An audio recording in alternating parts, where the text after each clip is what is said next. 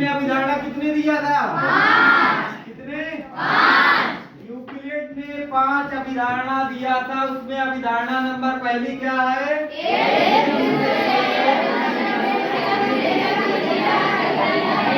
Very good. एक बिंदु से एक अन्य बिंदु तक एक सीधी रेखा खींची जा सकती है।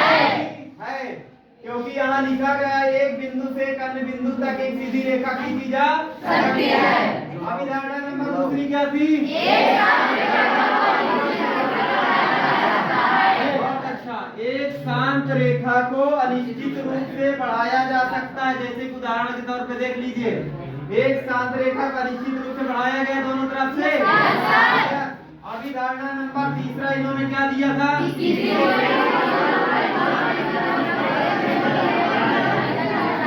अर्थात ये है कि किसी को केंद्र मानकर और किसी त्रिज्या का एक वृत्त खींचा जा सकता है। आपको एग्जाम्पल के तौर पे लिया जाए तो हमारे पास पैर है ना? एड़ी भी है।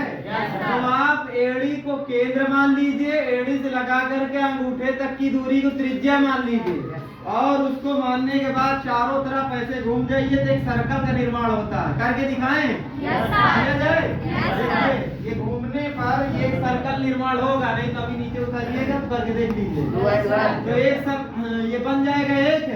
यही तो कहा गया, किसी को केंद्र मानकर और किसी त्रिज्या का एक वृत्त खींचा जा सकता है। जैसे कि केंद्र माना गया था, ये एक निश्चित दूरी ली थी और लेने के बाद इसको चारों तरफ इसको कंपास से घुमाने के बाद एक सर्कल का निर्माण हो जाएगा। इसी प्रकार अभिधारणा नंबर 4 इन्होंने क्या कहा था? सभी समकोण एक दूसरे के वेरी गुड। देखिए ये भी 90 डिग्री है। देखिए ए बी सी पे देखिए ये 90 डिग्री है। यहाँ पे पी क्यू आर पे देखिए ये भी 90 डिग्री है। तो इन्होंने सही कहा था कि सभी समकोण एक दूसरे के बराबर हैं। और पांचवा इन्होंने अभिधारणा नंबर 5 में इन्होंने ये कहा था, यदि एक सीधी रेखा दो सीधी रेखाओं पर मिलकर अपने एक ही ओर दो अंतःकोण इस प्रकार बनाए कि दोनों कोणों का योग मिल करके दो समकोण से कम हो, अर्थात 180 डिग्री से कम हो, तो वे दोनों सीधी रेखाएं अनिश्चित रूप से बढ़ाए जाने पर उसी ओर मिलती है जिस ओर यह योग दो समकोण से कम होता है। कोण ये आप देखिएगा यहाँ पे, जैसे कि कोण नंबर 1 और नंबर 2 इनका योग 180 डिग्री से कम है, तो ये रेखाएं अनिश्चित रूप से बढ़ाने पे आगे जाकर कट कर जाएंगी। तो ये अभिधारणा नंबर 5 में इन्होंने ये समझाया था। याद हुआ सबको? क्लियर हुआ? अब देखिए इसको और आसान कैसे किया जा सकता है, कैसे याद रखा जा सकता है। अभिधारणा है ना, एक धारणा बना लीजिए कि हमारे हाथ के पंजे कितने होते हैं।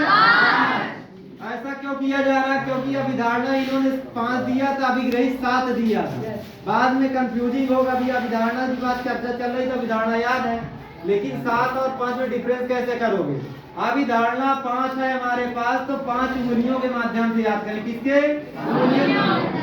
उंगली आपकी 5 है और यहाँ पे अभिधारणा कितनी यूक्लिड की? 5।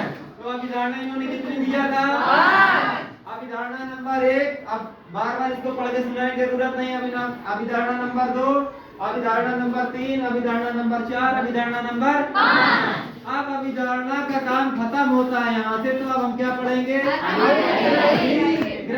अभिग्रहित इन्होंने कितने दिया था? 7 अभिग्रहित दिया था। सातों अभिग्रहित को अब कैसे डिसाइड करें? सातों अभिग्रहित भी हमें याद करना पड़ेगा। ठीक है, तो नेक्स्ट क्लास में आपको अभिग्रहित हम बताएंगे।